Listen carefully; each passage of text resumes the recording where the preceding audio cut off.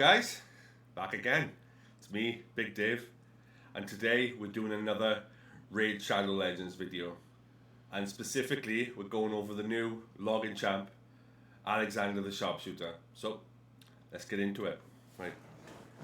Happy festive period to everybody. I know it's December, that time is upon us, that we all love or hate, but it is upon us, and obviously, it's getting the festive spirit, and let's go over this new login champ. So if most of you aren't aware, they announced this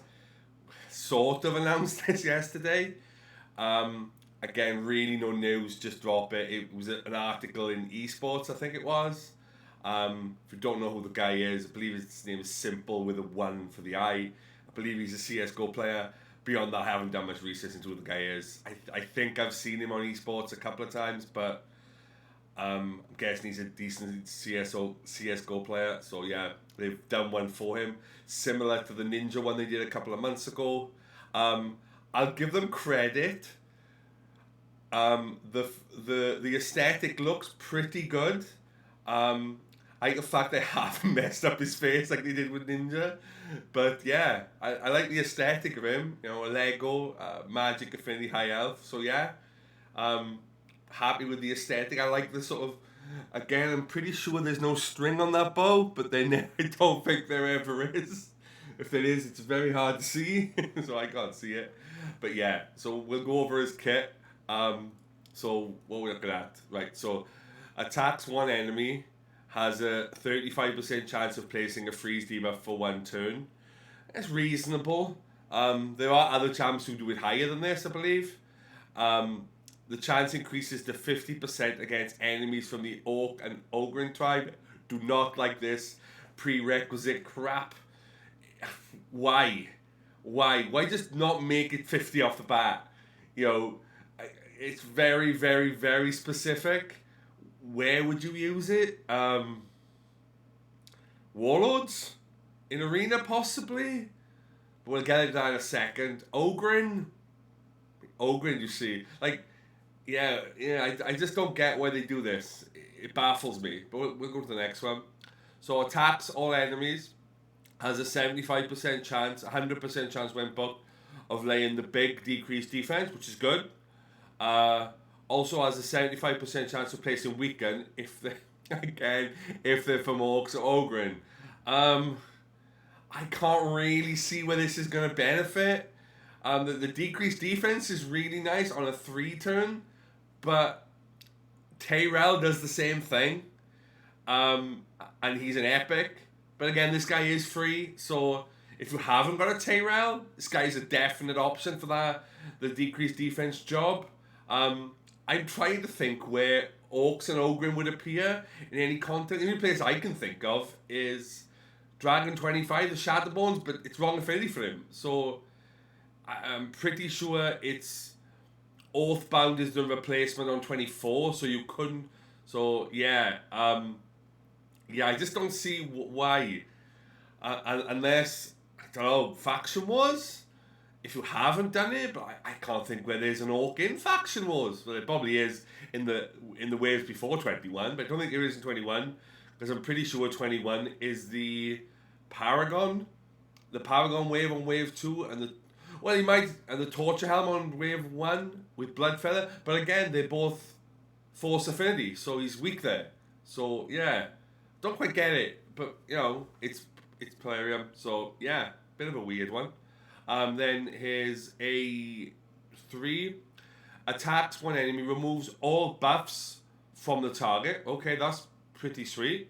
Removes all buffs from the target before attacking when targeting enemies from the Ogren or Orc tribe. Orc factions, I should say. I like the removed buffs from the target, but that's after the hit, I'm guessing, because it says afterwards before the hit. So again, just get rid of the attack one and make it removes buffs from one target. You know, the multipliers on this, I am guessing, are going to be pretty decent, because it's an A3, it's on a 4 turn. He does kind of remind me of Royal Huntsman, and I spoke to a couple of the guys. He does feel a little bit like that, but again, he's free. Um, like, I just don't like the Orc Ogren thing. I just don't see why. It just doesn't make sense. Apart from, and then I just can't think of where that's going to be useful. Well, like faction wars in some of the waves. If you haven't completed faction wars and you get this guy, yeah, he's going to help in the waves against Orcs and Ogren because he's going to remove their buffs. So that's quite nice. But again, like I believe I'm not sure whether the Warlord wave is on High Elves, but I can't remember off the top of my head because I've only been doing 20 and 21, and I'm absolutely sure there's only Bloodfeather and Torture Helm are the only two that I can think of that are in 20 and possibly 21. Yeah, but he's free.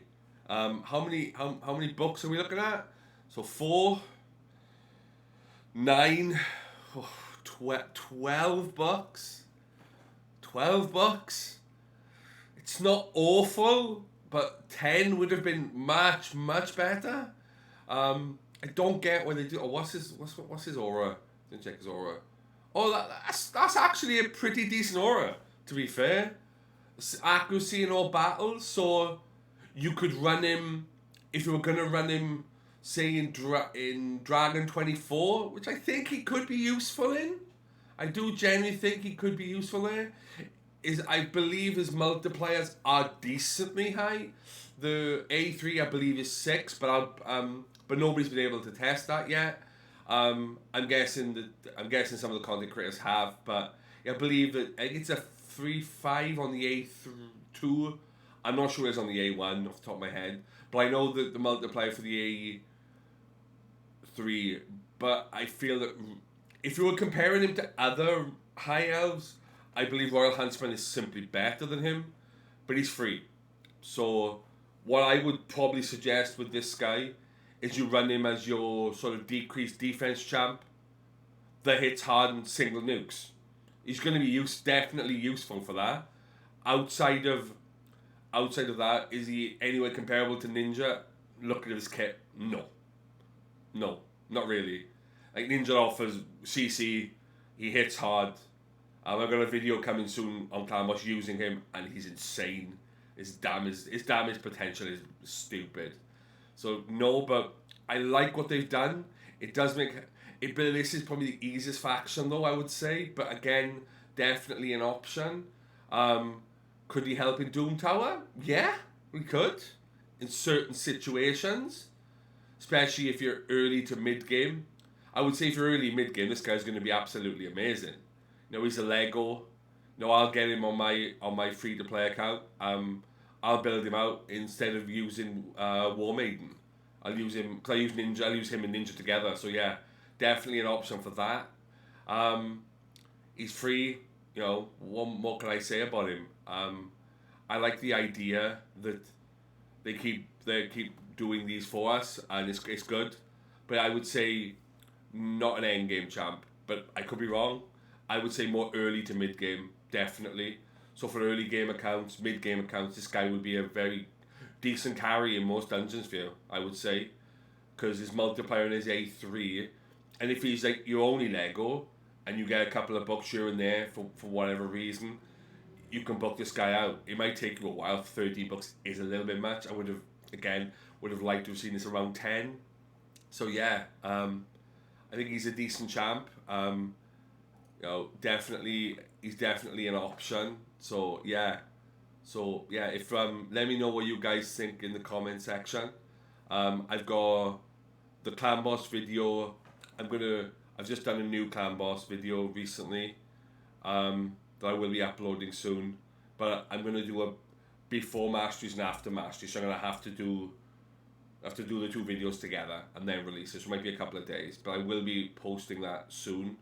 Probably towards maybe next week after CVC, I think, because of obviously we've got CVC this week on the weekend. But another thing as well, guys, this guy should, if my math is correct, if it's 6-7 days, it'll be next Tuesday. So 1, 2, 3, 4, 5. Next Tuesday. So CVC will still be on. So you'll get the 30,000 and 10,000. You get 40,000 for just having him, so that's quite nice. She'll get him at the end of the CVC, so that'll be nice for everyone. So yeah, overall opinions, decent. Nothing to rave about, but a decent champ. Aesthetically, I kind of like the look of him. I kind of like the sort of ethereal gold coming off the bow. Yeah, actually a really decent aesthetically very nice looking champ. Yeah, they've definitely gone very ninja-esque with the bow. It seems to be bow concerted with these content, these other gamers from other games. So yeah, so for early mid game, yeah, I would definitely go for him end game. I'll test him. I'll see where he's going to do a spotlight on him because he's free. So yeah, I'll do a spotlight on him. I'll probably go like I normally do and go savage on him just to see what kind of damage he does. But again, you're not going to get a true reflection because he's not going to be bugged because I'm not putting $13 in this guy. Not a chance. Not as slim as my resources are. So yeah. So leave a like, leave a comment. Be good to hear your feedback on this, guys. So yeah. So Big Dave out.